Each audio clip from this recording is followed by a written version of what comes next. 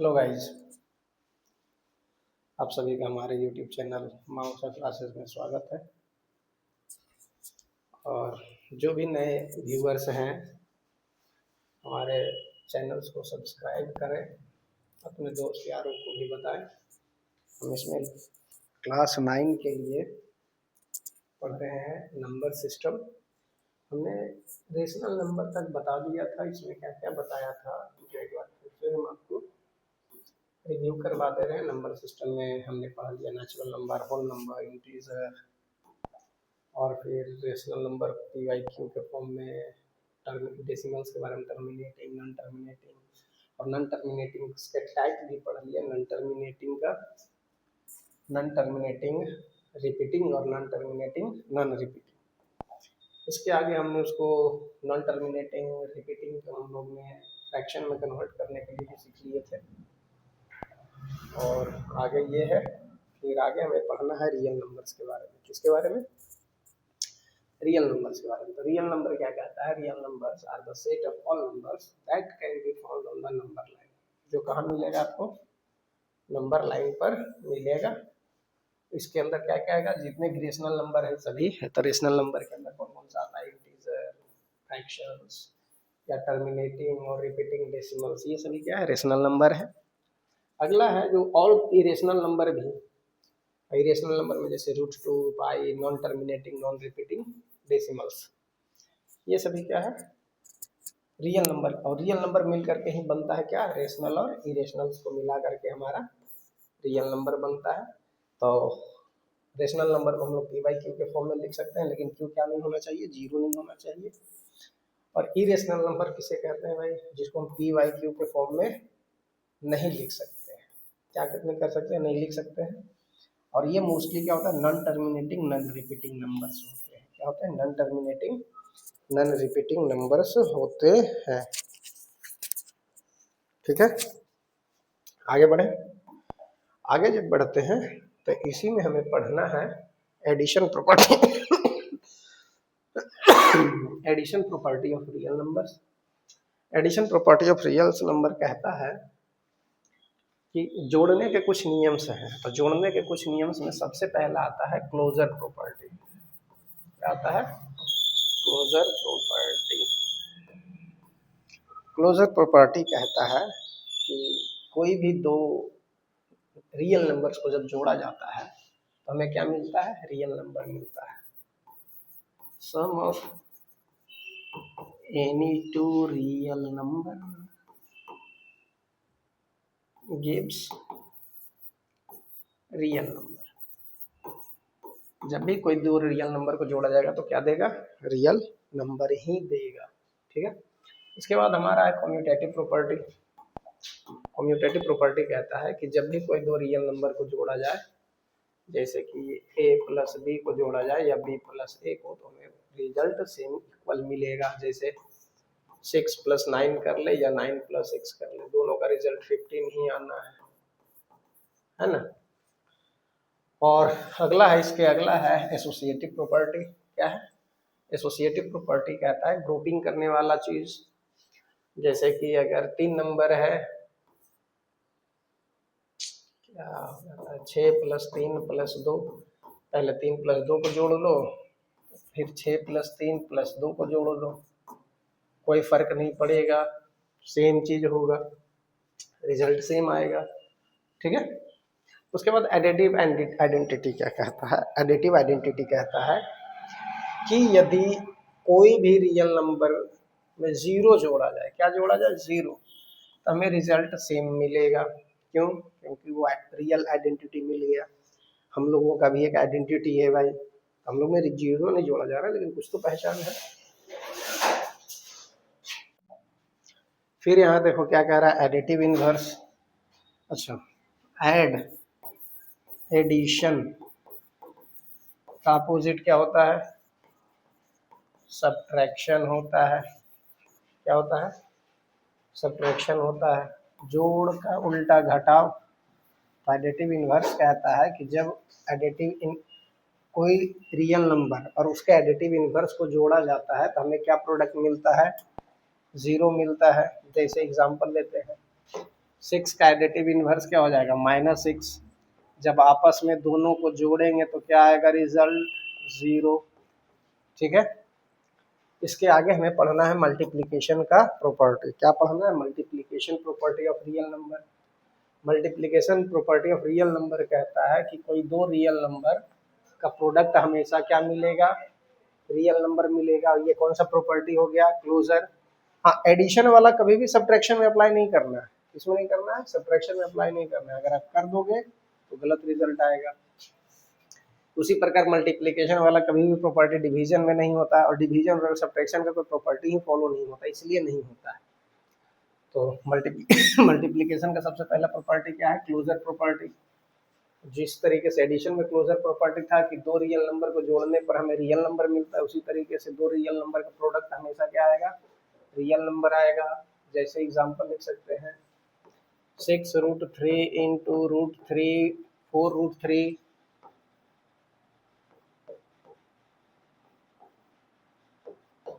तो 6 चौके 24 दिया 72, कितना आ गया? तो एक रियल नंबर आ गया। या फिर मान लो 6√3 इंटू √2 अगर कर देते तो क्या हो जाता? 6√6 हो जाता। तो ये भी एक रियल नंबर है। मे बी रेशनल इरेशनल उससे कोई फर्क नहीं पड़ता है, लेकिन क्या होगा? रियल नंबर ही होगा। कम्यूटेटिव प्रॉपर्टी कहता है कि यदि कोई दो नंबर a इंटू बी का प्रोडक्ट करो और b इंटू ए, तो सेम आएगा जिस तरीके से एडिशन में पढ़े थे। 6 गुना 3 कर लो या 3 गुना 6 कर लो, रिजल्ट क्या देगा? 18 ही। एसोसिएटिव प्रॉपर्टी वही 3 वाला है भाई।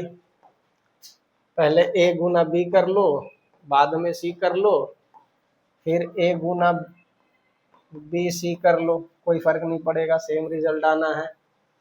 इसमें मल्टीप्लिकेटिव आइडेंटिटी में क्या है? देखो, एडिटिव आइडेंटिटी में हमने जीरो को जोड़ा था। किसको जोड़ा था? जीरो को जोड़ा था। लेकिन इसमें जीरो को नहीं जोड़ना है। किसको नहीं जोड़ना है? जीरो को नहीं, यहाँ 1 को मल्टीप्लाई करना है। क्या करना है? 1 को मल्टीप्लाई करना है। क्यों? क्योंकि 1 जो होता है यूनिवर्सल फैक्टर होता है। कोई भी नंबर हो इस धरती पर की कोई भी नंबर है, 1 सभी के अंदर मल्टीप्लाई, वो मे बी इमेजिनरी हो, कॉम्प्लेक्स नंबर हो, रियल नंबर हो, कोई भी नंबर हो। ठीक है, अब आता है मल्टीप्लिकेटिव इनवर्स। क्या होता है? मल्टीप्लिकेटिव इनवर्स होता है जिस तरीके से जोड़ का घटाव, तो इसीलिए गुना का भागा। जब गुना का भागा होता है तो मान लिया जाए 3 - 3 का मल्टीप्लिकेटिव इनवर्स क्या हो जाएगा? 1/-3। जब ये दोनों का प्रोडक्ट निकालेंगे तो रिजल्ट में हमें क्या देगा? 1 देगा। क्या देगा? 1 देगा, जो यहाँ लिखा हुआ है। इसके बाद है डिस्ट्रीब्यूटिव प्रॉपर्टी। डिस्ट्रीब्यूटिव प्रॉपर्टी क्या कहता है? डिस्ट्रीब्यूट करना है। जैसे कि a Guna b plus c है, तो इसको डिस्ट्रीब्यूट करना है b और c को। इसके अंदर a को b के साथ गुना कर दो, फिर जोड़, फिर a गुना c। यही हमारा डिस्ट्रीब्यूटिव प्रॉपर्टी है। जैसे कि एग्जांपल लेते हैं, a बराबर 2 3 4 ले लिए।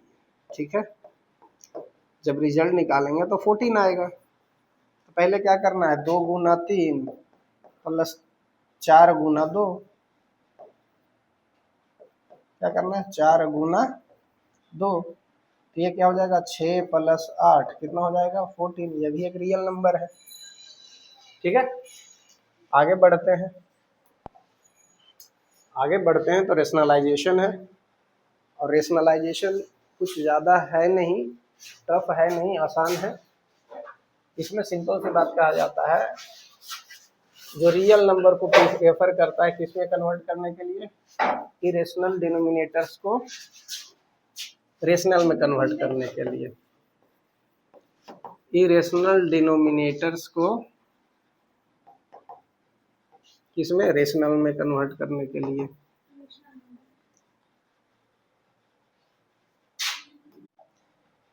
फिर यहाँ क्या कह रहा है? जैसे कि कोई भी रियल नंबर ले सकते हैं, जैसे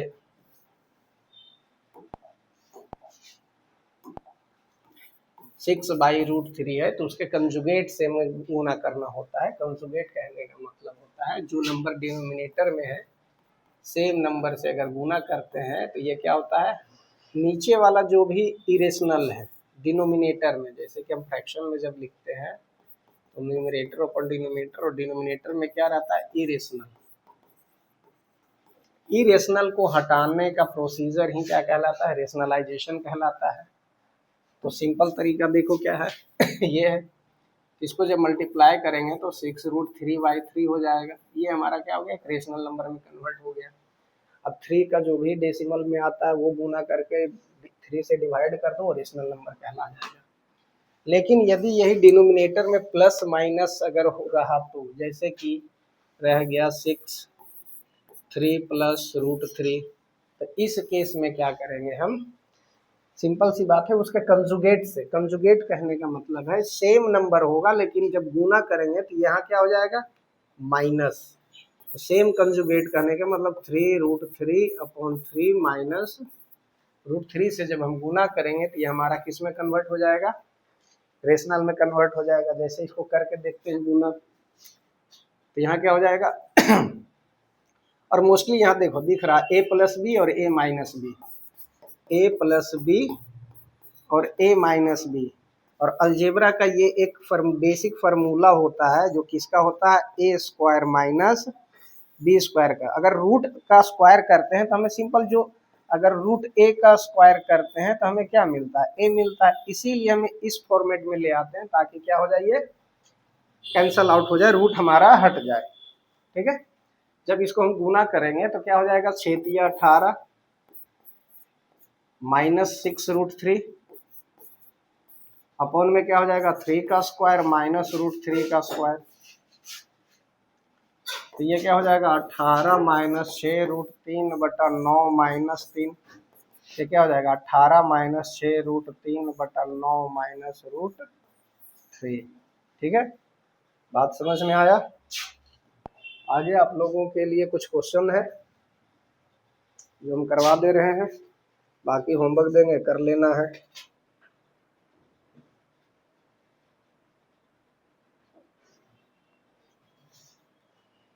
जैसे दिया हुआ है 1/5 + √2, इसे जब रेशनलाइज करेंगे तो क्या हो जाएगा, 1/5 + √2 × 5 - √2/5 - √2, तो ऊपर क्या हो जाएगा 5 - √2, और यहाँ क्या हो जाएगा 25 - 2, 5 - √2 अपॉन क्या हो जाएगा 23। ठीक है, एक और क्वेश्चन है,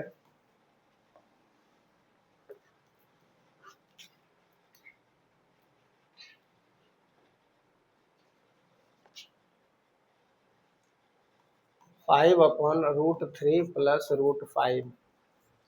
जब इसे रेशनलाइज करेंगे हम तो क्या लिखेंगे, 5 अपॉन √3 + √5 इंटू √3 - √5 अपॉन √3 - √5, मल्टीप्लाई करेंगे तो 5√3 - 5√5 हो जाएगा।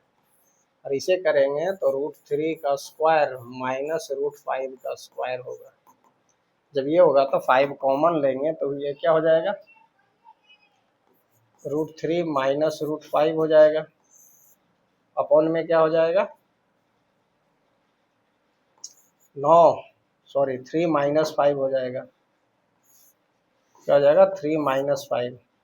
जब ये हो जाएगा तो क्या हो जाएगा, घटेगा तो 5